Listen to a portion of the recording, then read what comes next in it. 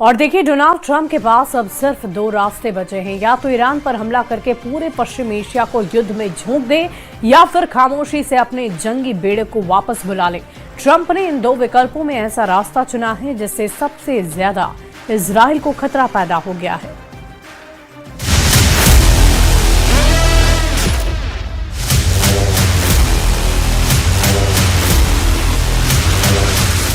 That threat to somebody, even not even a president, but somebody like they did with me, I would absolutely hit them so hard.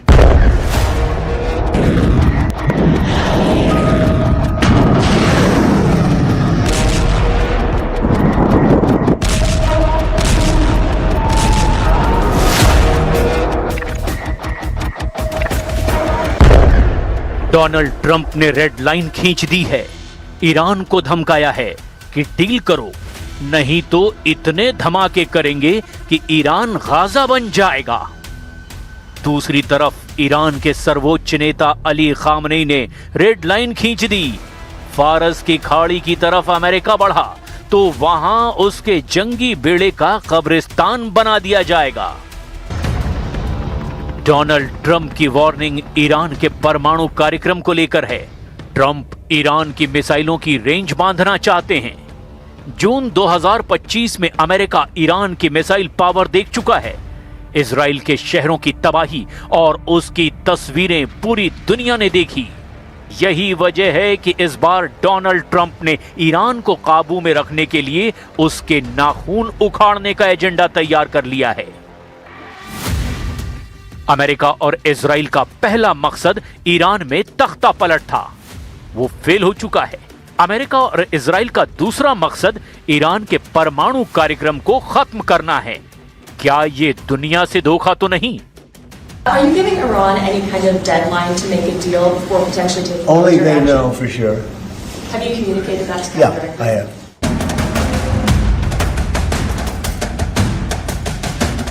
Trump Iran को deal करने की warning दे रहे हैं, या यूं कहें कि वो वही मांग दोहरा रहे हैं जिसे लेकर वो अब तक B-2 बॉम्बर विमानों वाले स्ट्राइक बताकर अपने शान में कसीदे पढ़ते आए हैं। क्या वो सब फिजूल की बातें थी और ट्रंप अपनी तारीफ में इतना झूठ बोल गए कि अब दोबारा ईरान के परमाणु कार्यक्रम को बंद करना चाहते हैं? जबकि जून 2025 में उन्होंने दावा किया था कि अमेरिका के बंकर बस्टर बम ने ईरान के अंडरग्राउंड एटमी अड्डों को खत्म कर दिया है।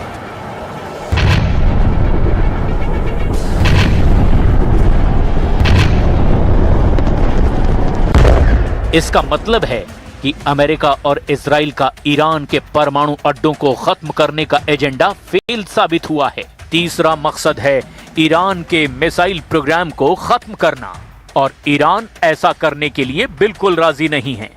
ईरान चाहता है कि अगर उसने अपनी मिसाइल पावर से तौबा की तो अमेरिका और इजराइल उसके सीने पर चढ़कर उसकी कब्र खोद देंगे।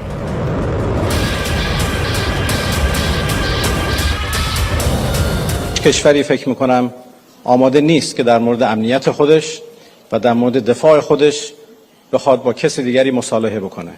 امنیت مردم ایران به هیچ وجه به هیچ کس دیگری مربوط نیست و ما توانمندی‌های دفاعی خودمون رو به هر میزان که برای دفاع از کشور لازم باشه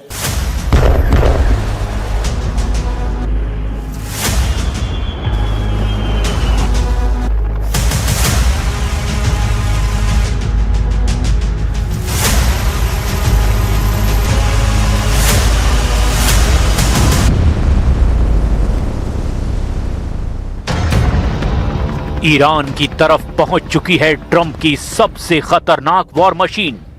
ये है USS Abraham Lincoln aircraft carrier और उसका बैटल ग्रुप। प्रशांत महासागर और हिंद महासागर की लहरों को काटते हुए ये जहाज अरब सागर में डेरा जमाए हुए है।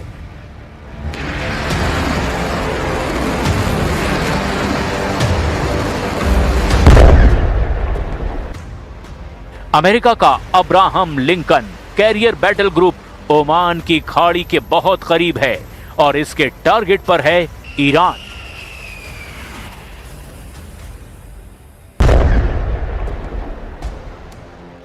लेकिन ईरान के सर्वोच्च नेता अली खामनेई और उनके कमांडर अमेरिका की हर हरकत पर नजर रखे हुए हैं। ईरान की वॉर रूम में ट्रम्प के कैरियर की लोकेशन बार बार अपडेट की जा रही है और यही वजह है कि ईरान ने अब अमेरिका के कैरियर को खत्म करने की कसम खा ली है, क्योंकि अली खामनेई की तरफ से ऑर्डर बहुत क्लियर है।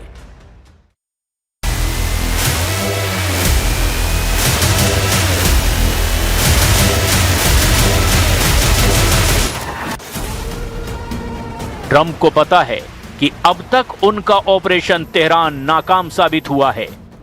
ईरान में हिंसक प्रदर्शनों से लेकर ईरान में तख्ता पलट वाली सभी मुहिम औंधे मुंह गिरी है। ईरान में सरकार को अस्थिर करने वाला जो एजेंडा इजराइल के मोसाद और अमेरिका के CIA ने बनाया था, उसकी उम्र बहुत पहले खत्म हो चुकी है। लिहाजा अब फोकस है कि किसी तरह ईरान की मिसाइल पावर छीन ली जाए। मैसेज अब सीधे नेतन्याहू से नहीं आ रहा, लेकिन इजराइल में बैठे ट्रम्प के नुमाइंदे अब ईरान को ललकार रहे हैं।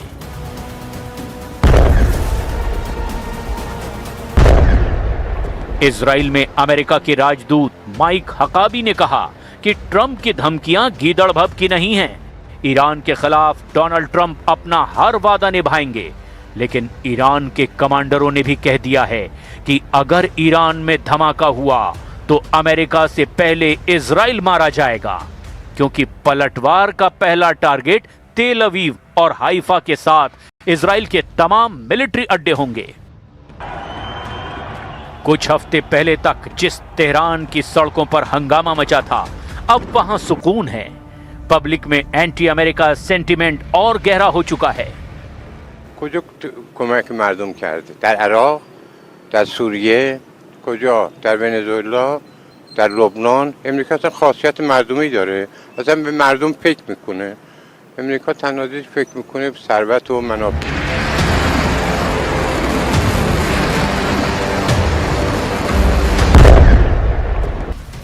पब्लिक में अमेरिका और इजराइल को लेकर गुस्सा है और यही देखकर ईरान की लीडरशिप का सीना भी चौड़ा हो चुका है। खामनेई से लेकर ईरान का हर कमांडर इस वक्त ट्रम्प पर आगे बढ़कर पलटवार कर रहा है। ईरान अपनी मिसाइल पावर को लेकर कोई समझौता नहीं करेगा। ईरान अमेरिका के आगे नहीं झुकेगा। ईरान अमेरिका की धमकियों को मुंहतोड़ जवाब देगा।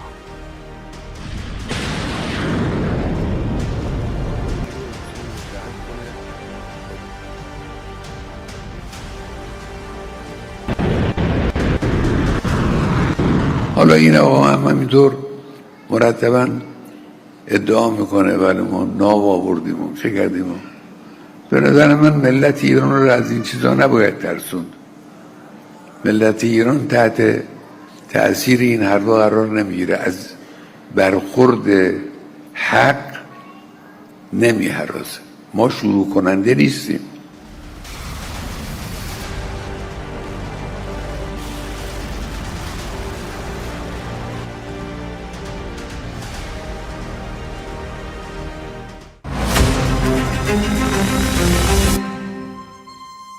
ट्रम्प की डील में धमाका होता है, ये बात ईरान बहुत अच्छी तरह से जानता है। जून 2025 में इजराइल से हुए युद्ध से पहले भी ईरान और अमेरिका परमाणु कार्यक्रम को लेकर बात करते रहे थे और इस बार भी ट्रम्प अब ईरान से डील करना चाहते हैं, जबकि ईरान के करीब उनके जंगी बेड़े को किसी भी वक्त तेहरान पर हमले का ऑर्डर दिया जा सकता है। I certainly can't tell you that, but we do have very big, powerful ships heading in that direction, as you know. I can't tell you, you know. Okay. But I hope they negotiate something that's acceptable. Trump की धमकियों के आगे Iran पिघलेगा नहीं, ये बात Khamenei ने तय कर दी है। ट्रम्प के तेवर चाहे कितने भी कड़े क्यों ना हों, उनके जंगी जहाज अब भी ईरान से इतनी दूरी बनाए हुए हैं जहां ईरान की मिसाइल या उनके कामिकाज़े ड्रोन न पहुंच पाएं। लेकिन ईरान के पास कैरियर बैटल ग्रुप भेजकर ट्रम्प ने बता दिया है कि उनका मकसद पूरा होगा, तभी पश्चिम एशिया के समंदर से उनके जंगी बेड़े हटाए जाएंगे। फारस की खाड़ी से लेकर भूमध्य सागर और अब तो लाल सागर में भी ट्रम्प के युद्ध का हल्ला तेज हो चुका है।